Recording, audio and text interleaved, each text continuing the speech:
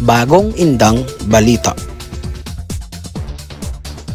This establishment is hereby temporarily closed effective immediately for violation of local and national rules and regulations.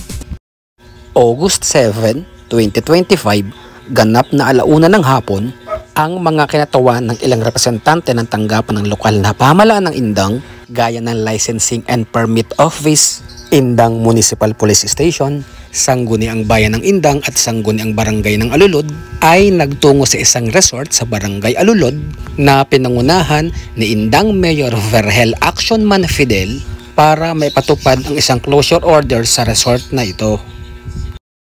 Magandang hapon po sa ating lahat.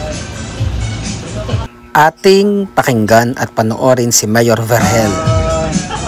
Masasaka muna namin ang permit nyo, ha?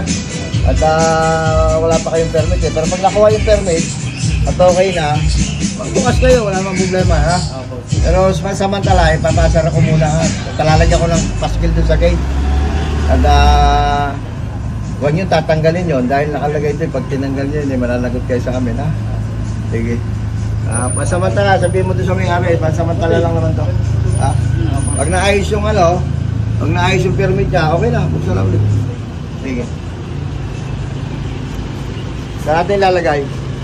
Dito dyan, entrance. Huwag na kayo magpapapasok dito, ha? Hanggang hindi na ayos ang permit. Kahit may mga reservation, ano?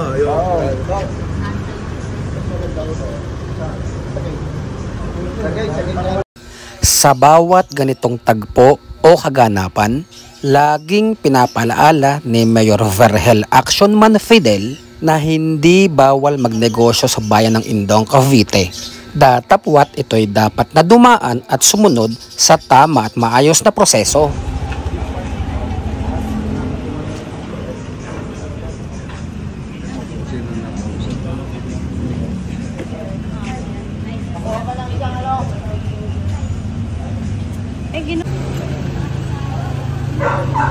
Ay, pakitawag mo, para makausap ko.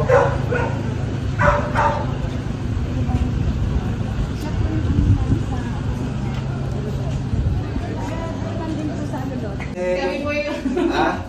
Opo. Ay, ganito, Veron, ha? Napag-alaman ko sa aming licensing department na kayo walang permit. At saka ginawa nyo ng permit, ito lamang full itong building dito. Tapos tatalaman ko napakarami ng existing na building na hindi nyo malaman yung ginawa ng building permit. Tapos tumatanggap na kayo ng mga tao na nag-ooperate na nang hindi naman na ginukuha ng business permit. At tapos napag-alaman ko, expire na noong 2023 ang inyong business permit sa nasa una. Kaya pasamantala, isasara muna natin. At total, inaayos na naman eh. Once na naayos ng business permit yun, i-operate natin. Pero kung ano lamang yung nabigyan ng business permit, yun lang muna ang inyong i-operate. At subject pa, yung mga nasa likod, for final assessment, kung magkano yung babayaran nyo, at saka yung mga baka taxes na dapat yung bayaran, na in-operate nyo ng walang permit, ikukwentahin din namin. Then after na makwenta namin, saka kami mag-i-issue ng inyong business permit. Kaya pasamantala, nalulungkot man kami, talagang ipasasara ko muna pasamantala itong inyong negosyo. At hindi na kayo pwedeng kumuha muna ng magpapasok o kumuha ng mga hindi na kayo pwedeng magpabook ngayon ng mga gustong gumamit ng inyong negosyo, ng inyong pool. Paano po kayo, Mayor? May tanong ako. Paano po yung mga nakapagpabook na advance? Ay, wala na, cancelin nyo na. At siyempre, dapat sinakunang inisikaso nyo yung business permit bago hindi nyo naisip kasi masyadong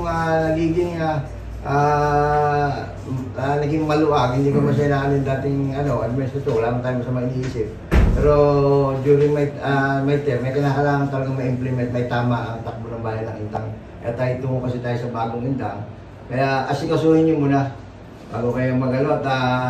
Nakakaya, yung mga ibang nagninegosyo rito, nagsasabi tuloy na very vocal sila magsalita na napakasarap ika na magnegosyo sa bayan ng Indang. Nasusunod daw ang gusto nila kahit na walang permit nakakapag-operate. Yun ang ating babaguhin, yung kanilang attitude na yun. Itatama natin yung maling mga pananaw nila sa bayan, parang lumalabas na kayang-kaya nilang kayang-kaya lang paikutin ng mga nanunungkulan eh. Pero sa panahon ko, hindi po pwede yun. Hindi po pwede yun. Kailangan, lahat ng magtatayo ng negosyo, kumuha ng business permit. Hindi naman namin kayo pinagbabawalan eh. Pero sumunod kayo sa patakaran ng bayan ng Indang. Lamang. Maraming salamat at lalagyan na namin ng paspil yung harapan ninyo at dito at i-implement na namin yung closure muna. Temporary closure na, tapos kung mayroon na kayong permit, i-open natin. Maraming salamat. Okay po, Mayor. Salamat Okay. po. Salamat. Salamat po ulit. Papapantay ni Temporary closure of business ang ipinataw ni Mayor Vergel Actionman Fidel sa resort na ito sa Barangay Ilulod sa Indong, Cavite.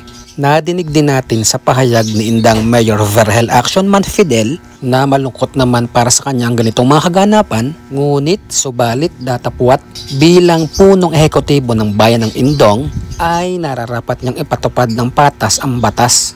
Kaya naman hinihimok din niya na mag-comply kaagad sa pagsasaayos ng permit at mga bayarin upang mabilis ding maigawad ng munisipyo ang muling pagbubukas o operasyon ng mga pansamantalang naipasarang establishmento or negosyo, tindahan man ito, resort man ito o ano paman.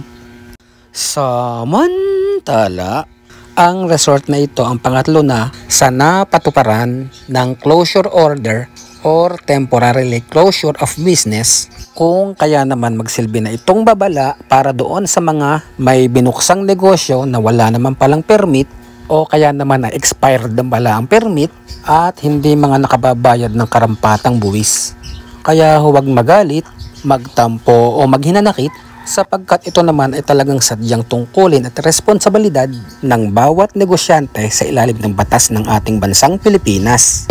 Mula dito sa Barangay Ilulod, ako si Rex Del Rosario, nag-uulat para sa Bagong Indang.